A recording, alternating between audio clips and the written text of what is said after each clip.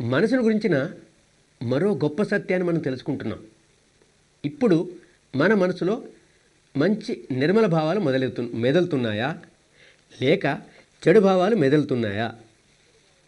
ఏ భావాలు మెదులుతున్నాయి అన్న ఈ గుణం కూడా తెలిసి వస్తుంది.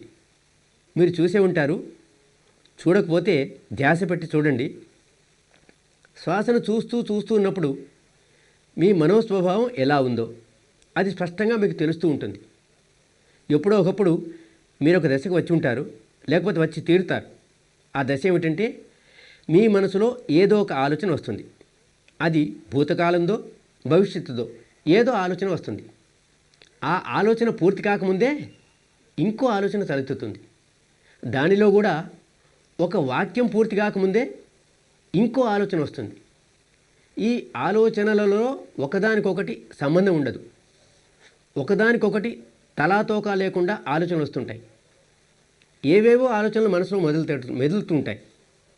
ఆలోచనలలో ఒకదానికొకటి సంబంధం లేకుండా, ఏ వరుస వావి లేకుండా, అడ్డు ఆపు లేకుండా పిచ్చెక్కినట్లు వస్తుంటాయి. నిజంగా పిచ్చివాళ్ళ మాటలాగే ఉంటుంది. ప్రపంచంలో పిచ్చివాళ్ళు అని ఎవరినంటారో చెప్పండి? ఎవరికైతే ఆలోచనలో ఒక వరుస క్రమం ఉండదో వారినే పిచ్చివాళ్ళని అంటాం. దానికి ఒక ఉదాహరణ, ఒక పిచ్చివాడు 4 రోజుల నుండి ఆకలితో ఉన్నాడు అనుకుందాం. మనకు జాలేసి కంచం నిండా అన్నం పెట్టి వాడి ముందు ఉంచామనుకోండి. ఆకలితో ఉన్నాడు కాబట్టి సంతోషంగా భోజనం ముందు కూర్చుంటాడు. ఒక ముద్ద భోజనం నోటికి దగ్గరికి వెళ్ళక ముందే ఆ ఆలోచన పోతుంది. ఇంకేదో ఆలోచన వస్తుంది. స్నానం చేయడానికి స్నానం గదిలోకి వచ్చినట్లు స్నానం చేయడానికి బట్టలు విడటం మొదలెడతాడు. చేతిలో అన్నం ముద్దను సబ్బులాగా వాడుకుంటాడు. ఒళ్ళంతా రాసుకుంటాడు. ఈ పని పూర్తి కాకముందే ఇంకో ఆలోచన వస్తుంది. నా ముందున్న ఈ వ్యక్తి నా శత్రువు, నన్ను చంపడానికి వచ్చాడు అని అనుకుంటాడు. వాడు నన్ను చంపకముందే నేను వాడిని చంపేస్తాను. అన్నం ముద్దల్ని చేతి బాంబులుగా విసురుతాడు. అన్నమంతా విసిరిస్తాడు. అలా ఆకలితో మలమల మాడుతూ ఉండిపోతాడు కదా. అటువంటి వాడిని పిచ్చివాడంటాం కదా. అలాగే మనమందరము మనసును చూస్తూ ఎటువంటి పిచ్చి మనసుతో తిరిగాడుతున్నామో తెలుసుకుంటాం. ఒక మాటకు ఇంకొక మాటకు సంబంధం ఉండదు. వావి వరుస ఉండనే ఉండవు. అటువంటి ఆలోచనలు పుడుతున్నాయి కదా. కాబట్టి మన మనసు పిచ్చిదే కదా. ఎటువంటి పిచ్చి మనసు తిరుగుతున్నాం? అప్పుడప్పుడు ఇంకొక విషయం కూడా గమనిస్తాం. ఏదో ఒక మాట పట్టుకొని దాని గురించే ఎడదేయకుండా ఆలోచిస్తూ పోతాం. ఇది ప్రపంచ దృష్టిలో పిచ్చే కదా. ఈ సాధన మార్గంలో ఇంకా ముందుకెళుతూ మనలోని సత్యాన్ని పరిశోధిస్తూ పోతే ఒకే మాట పట్టుకొని వెళ్ళాడటం కూడా తక్కువ పిచ్చేమి కాదని తెలుస్తుంది. మాట వరుసకు ఒకే ఆలోచన పట్టుకొని ఉండటం పిచ్చి కాదని అనుకుందాం. అయితే మన పరిస్థితి ఏమిటి? మన ఆలోచన జరిగిన దాని గురించి కానీ జరగబోయే దాని గురించి కానీ ఉంటుంది. అదేదైనా కానివ్వండి, ఒకే దాని గురించి చాలా ఆలోచిస్తున్నాం. అయితే అందులో ఏం జరుగుతోంది? అందులో కూడా 2 విధాల ఆలోచనలు వస్తుంటాయి. ప్రియమైనవో లేక అప్రియమైనవో.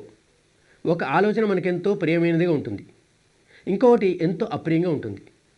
అలాగే భవిష్యత్తును గురించిన ఆలోచనలు కూడా ప్రియమైనవో అప్రియమైనవో ఉంటాయి. ఇలా కావాలి అలా కావాలి అన్న కల్పనలో, కోరికలో కోరుకుంటూ ఉంటాం. అవి జరిగితే ఎంతో ప్రియంగా ఉంటుంది, లేకుంటే ఎంతో అప్రియంగా ఉంటుంది. కాబట్టి మనం భూతకాలంలో పరిభ్రమించిన, భవిష్యత్తులో పరిభ్రమించిన 2 రకాలైన ఆలోచనలు వస్తుంటాయి. ప్రియమైనవి లేక అప్రియమైనవి. మనసులో ప్రియమైన ఆలోచనలు వచ్చినప్పుడల్లా అది భూతకాలానిదైనా భవిష్యత్తుదైనా చాలా సుఖంగా ఉంటుంది. ఎప్పుడెప్పుడు అప్రియమైన ఆలోచనలు వస్తుంటాయో అప్పుడు చాలా దుఃఖం కలుగుతుంటుంది.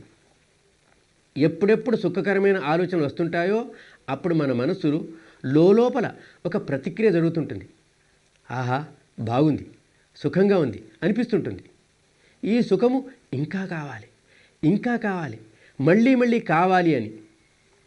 అవే అప్రియమైనవైతే వద్దు, అలా వద్దు, ఎప్పుడు ఇలా జరగకూడదు, మళ్ళీ ఎప్పుడు ఇలా జరగకూడదు, నాకు వద్దు బాబు అనిపిస్తుంటుంది. మనసుకు ఇది కావాలి కావాలి కావాలన్న కోరికనే రాగము అంటాం. రాగం అంటే సంగీతానికి సంబంధించింది కాదు, ఇది కోరిక. ఇది వద్దు వద్దు వద్దే వద్దు అని అనేదానిని ద్వేషము అని అంటాం. కాబట్టి ప్రతి క్షణము మన మనసు ఆలోచించేదంతా ప్రియమైన అంటే ఇష్టమైన దాని గురించో, అప్రియమైన అంటే ఇష్టం లేని దాని గురించో మాత్రమే. ప్రియమైనది అయితే రాగం పుడుతుంది, అప్రియమైనది అయితే ద్వేషం పుడుతుంది. మన మనసు ప్రతి క్షణం అలా రాగద్వేషాల్లో పొరలాడుతూ మోహమూఢమై తను ఏమి ఆలోచిస్తుందో కూడా తెలుసుకునే స్థితిలో ఉండదు. రాగమో ద్వేషమో మనసులో ఉంటాయి. మన మనసులో పుట్టే మిగతా వికారాలన్నీ కూడా ఈ మూడింటి సంతానమే సుమా. మన మనసు పరిస్థితి చూశారా?